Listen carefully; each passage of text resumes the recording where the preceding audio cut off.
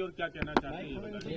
मेरा नाम मोहम्मद जाबिर है। मैं यहाँ महू की शहर जामा मस्जिद में, महू शहर की जामा मस्जिद में इमाम हूँ। जी बताएं। मेरा नाम मोहम्मद जाबिर है। मैं महू शहर की जामा मस्जिद में इमाम हूँ।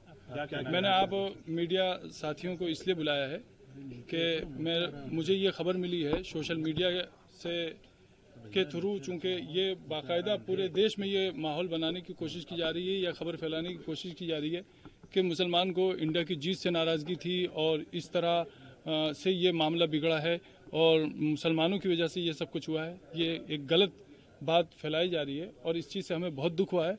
मुस्लिम कौम को या मुस्लिम समाज को इस तरह बदनाम करने की कोई ज़रूरत नहीं है। मुसलमान भी इसी देश के वासी हैं।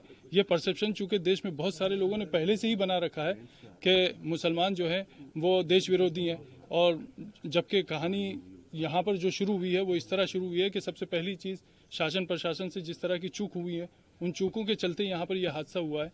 दोनों तरफ के लोगों से की सहमति, शासन की, प्रशासन की मौजूदगी में और बीचवानी में रहकर ये बात रखकर ये बात तय हुई थी कि जामा मस्जिद के इस रूट से किसी तरह का जुलूस नहीं निकलेगा। रात को जो जुलूस निकला उसकी पहली बात तो कोई परमिशन नहीं थी, उसकी कोई आगवानी करने वाला नहीं था। वो एक उपद्रवियों की भीड़ थी। वो इंडिया की जीत के नाम पर मस्जिदों और धर्म स्थलों के बाहर सिर्फ शोर शराबा करना और नारा करना उनका काम था। लोग नमाज से जब निकले हैं तो उस वक्त में ये भी हुआ है कि सुतली बम मस्जिद पर फेंका गया। अब इसका इंडिया की जीत से क्या लेना देना था? क्या मस्जिद पर बम फेंकने से इंडिया की जीत का जश्न मनेगा? ये बहुत बुरी बात हुई है और इस चीज़ का हमें बहुत दुख है कि एक तरफ गलती करने वाले गलती कर रहे हैं, दूसरी तरफ कुछ लोग ऐसे हैं जिनके हाथ में किसी भी तरह का सोशल मीडिया का कोई सा भी प्लेटफॉर्म या आईडी है तो वो उसके थ्रू ये फैलाने की कोशिश कर रहे हैं कि मुसलमान जो है वो देश का विरोधी है और इंडिया की जीत से उसको तकलीफ है वगैरह वगैरह वगैरह। हम इस चीज़ से बहुत दुखी हैं और बहुत साफ साफ कहना चाहते हैं कि हमारी मस्जिद न पाकिस्तान में है न हमारे महल्ले बांग्लादेश में है।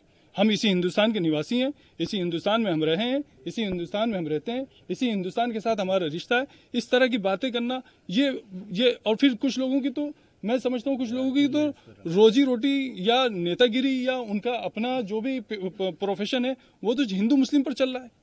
तो उन लोगों के पास पद है या ओहदा है या पावर है, वो इस तरह की बात करते हैं, उनको शोभा नहीं देता।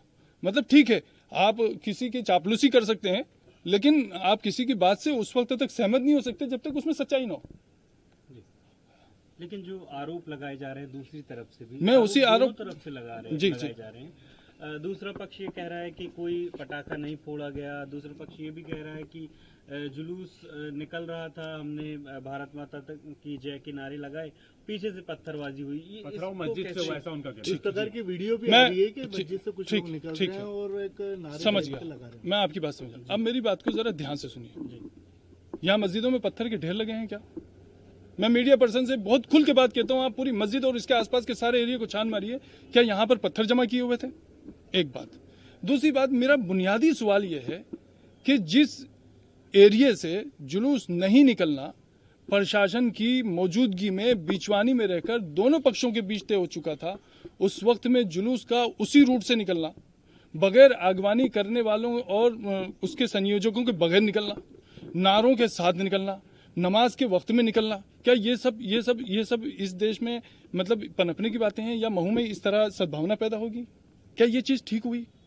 मेरा सवाल इंसानियत के नाते, मैं एक मुस्लिम पक्ष का पक्षकार होने के नाते बात नहीं कर रहा हूँ। मेरा कहना यह है कि क्या ये मंदिर के सामने होता तब भी गलत था? ये मस्जिद के सामने है तो क्यों गलत नहीं है? अगर ये मंदिर के सामने होता तो गलत था, तो ये मस्जिद के सामने है तो क्यों गलत नहीं है? तो ऐसी जो बातें आ रही है कि जुलूस तो निकाल सकते हैं, जैसा कि आपने कहा कि क्या बिना परमिशन के जुलूस निकलेंगे?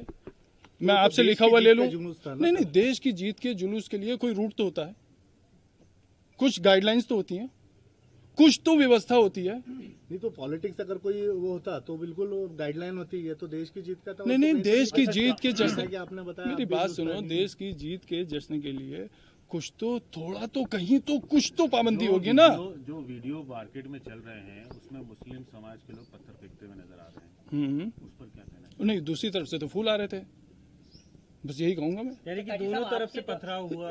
बिल्कुल ठीक है, मैं मान रहा हूँ ना भाई, पथराव ऐसा नहीं, मैं ये नहीं कह रहा हूँ। अब रात को मुझे किसी मीडिया पर्सन ने पूछा कि साहब जिन लोगों ने किया है वो उपद्रवी थे, मुसलमान में जिनके रिकॉर्ड खराब है उन्होंने किया, तो मैंने कहा उधर से तो दूध के दूल्हे फेंक रहे थे। ये तो कोई बात नहीं हुई ना, मतलब अच्छा नहीं लगता। कोई एफआईआर वगैरह की गई है? नहीं, मैंने पर्सनल अभी कोई एफआईआर नहीं की है, लेकिन मेरा लोगों से, सभी तरफ के लोगों से मेरा यह आह्वान है कि अगर किसी का वाकई कोई नुकसान हुआ है तो उस नुकसान के लिए वो पुलिस को आगाह करें और अपनी नुकसानी की रिपोर्ट वाकई सच्चाई के साथ जो बात है वो प्रशासन के सामने रखें, ताकि उसके दिल में ये नहीं रहे कि भाई प्रशासन में किसी तरह की जो है निष्क्रियता है। एक चीज़। दूसरी चीज़ मैं एक और कहना चाहूँगा, जो आप लोगों से मीडिया वालों से आप बहुत बहुत प्यार के साथ कहना चाहूँगा कि प्लीज़ मेरी कौम पर इस तरह के इल्ज़ाम मत लगाएं। आपका नाम बताइए। मेरा नाम मोहम्मद। प्रेस वाले थोड़ी लगा रहे हैं। नहीं, इस तरह के इल्जाम, देखिए सुनिए मेरी बात सुनिए। एक और सवाल उठता है कि अभी तक जो कार्रवाई हुई है शासन प्रशासन पुलिस प्रशासन की तरफ से, उससे आप संतुष्ट हैं? अभी तो आने वाला वक्त बताएगा कि कितनी संतुष्टि मिलती है कितनी नहीं मिलती, क्योंकि प्रशासन को भी काम करने के लिए अपना टाइम चाहिए और बिल्कुल होना चाहिए, रहेगी। और आप हमसे कहिए कि हमें क्या करना है, हम करने के लिए तैयार हैं, शांति के लिए क्यों नहीं करेंगे। हमने प्रशासन से कहा है कि हम पूरी तरह जो है। अच्छा एक चीज और, लोग इस तरह खबर फैला रहे हैं मुसलमानों ने क्या, आग तो मुसलमानों की दुकानों में लगी है, गाड़ियां तो मुसलमानों की चली है, और घरों में घुस के तो मुसलमानों के मारा गया। आप मुझे 2-4 वाकई ऐसे बता दीजिए कि हिंदुओं के घर में घुस के मुसलमानों ने मारा हो, मुसलमानों ने 2-4 दुकानों को आग लगा दी हो, 10-5 बाइकें चली हो। मेरा खुला चैलेंज है भाई, मैं खुल के बोल रहा हूँ।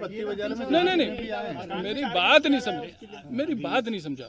जो मैं इस घटना से जुड़े हुए मैं ये बात कर रहा हूँ कि मुसलमानों की 5 दुकान 7 दुकानों में आग लगी है।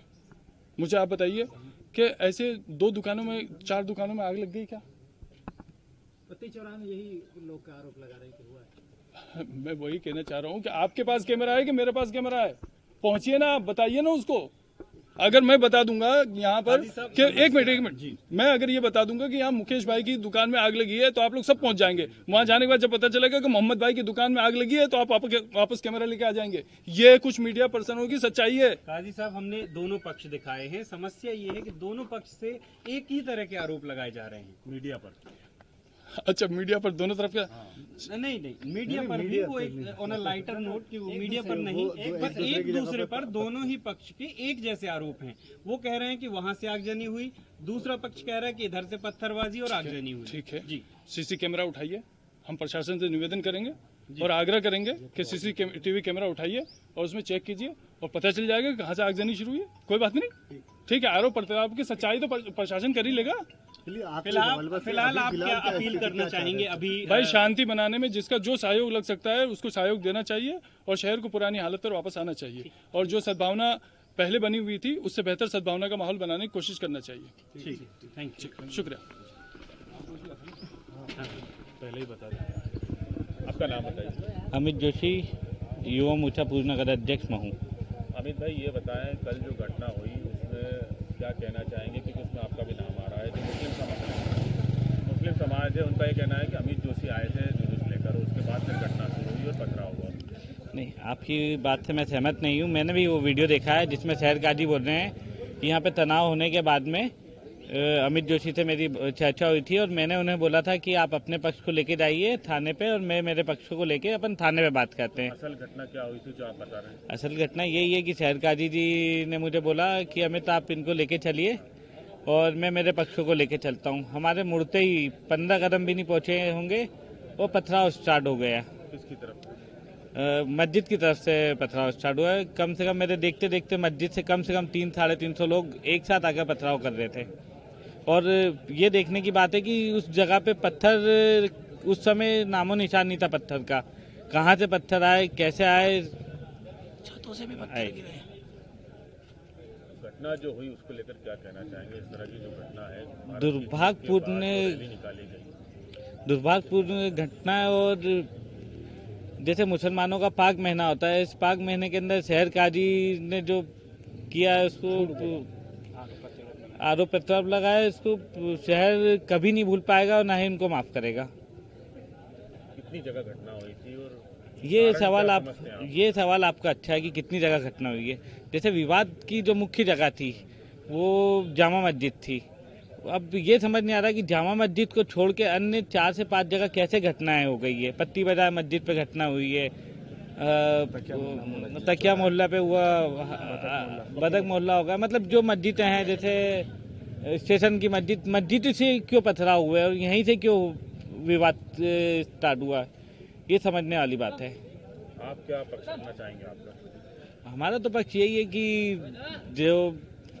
जिन्होंने स्टार्ट किया है, भले ही हिंदू पक्ष हो या मुसलमान पक्ष हो, न्याय होना चाहिए उनके साथ में। FIR करवाई आप लोगों ने? हाँ, FIR